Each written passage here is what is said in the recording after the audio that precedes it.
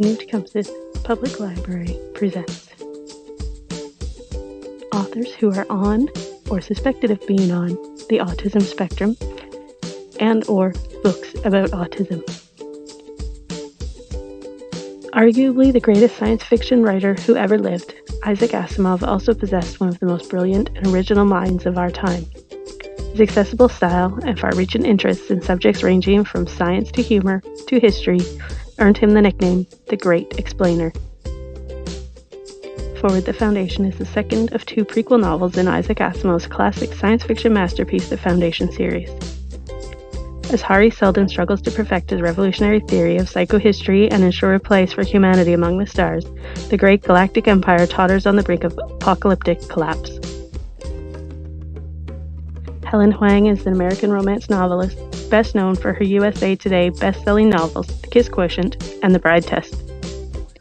In The Bride Test, Hoang says that she wanted to subvert the harmful tropes surrounding autism by writing an autistic character through protagonist Kai, who is perceived by others as cold and heartless, when this is not actually the case. The Bride Test. Kai Diep has no feelings. Well, he feels irritation when people move his things, or contentment when ledgers balance down to the penny, but not big, important emotions like grief and love. He thinks he's defective. His family knows better, that his autism means he just processes emotions differently. When he steadfastly avoids relationships, his mother takes matters into her own hands and returns to Vietnam to find him the perfect bride. Emily Dickinson was an American poet. Little known during her life, she's since been regarded as one of the most important figures in American poetry. According to the Philadelphia Inquirer, she is also believed by many people to have been on the autism spectrum. During her lifetime, Emily Dickinson, the reclusive and intensely private poet, saw only a few of her poems published. After discovering a trove of manuscripts left in a wooden box, her sister Lavinia, fortunately, chose to disobey Emily's wishes for her work to be burned after death. Lavinia, with the help of Amherst professors, brought Emily's gifted verse into print. The collected poems of Emily Dickinson brings together the first three series of her posthumous publications. John Elder Robison is the author of the 2017 memoir Look Me in the Eye, detailing his life with undiagnosed Asperger's syndrome and savant abilities, and of 3 other books. He has had 3 other careers. In the 70s, he worked as an engineer in the music business, where he's best known for creating the signature special effects guitars played by the band Kiss. In the 80s, Robison worked for electronics manufacturers Milton Bradley Company, Simplex, and Isoreg. Robison wrote his first book at age 49.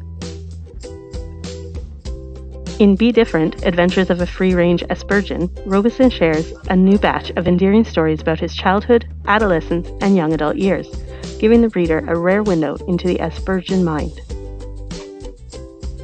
In each story, he offers practical advice for Aspergians, and indeed for anyone who feels different, on how to improve the weak communication and social skills that keep so many people from taking full advantage of their often remarkable gifts. Temple Grandin is an American scientist and activist. She's a prominent proponent for the humane treatment of livestock for slaughter and author of more than 60 scientific papers on animal behavior.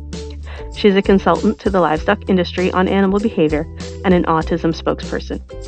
She is one of the first individuals on the autism spectrum to document the insights she gained from her personal experience of autism. The best-selling animal advocate, Temple Grandin, offers the most exciting exploration of how animals feel since the hidden life of dogs. In her groundbreaking and best-selling book, Animals in Translation, Temple Grandin drew on her own experience with autism, as well as her distinguished career as an animal scientist, to deliver extraordinary insights into how animals think, act, and feel. Now she builds on those insights to show us how to give our animals the best and happiest life, on their terms, not ours. Sarah Kerchak is a writer and retired professional pillow fighter living in Toronto, Ontario. Her work as an autistic self-advocate and essayist has appeared in Hazlitt, Catapult, The Guardian, CBC, Vox, and Electric Literature.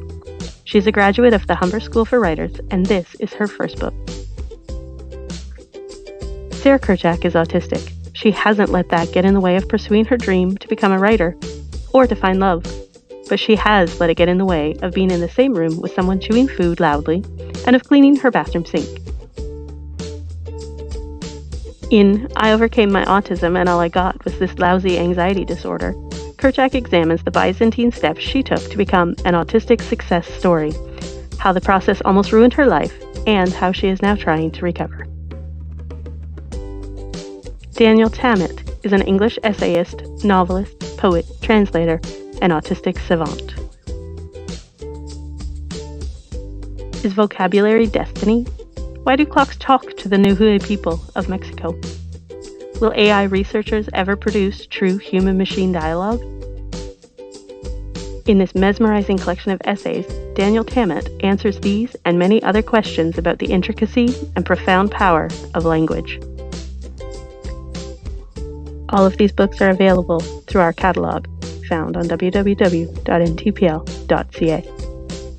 Type the author's name in the Search the Catalog box.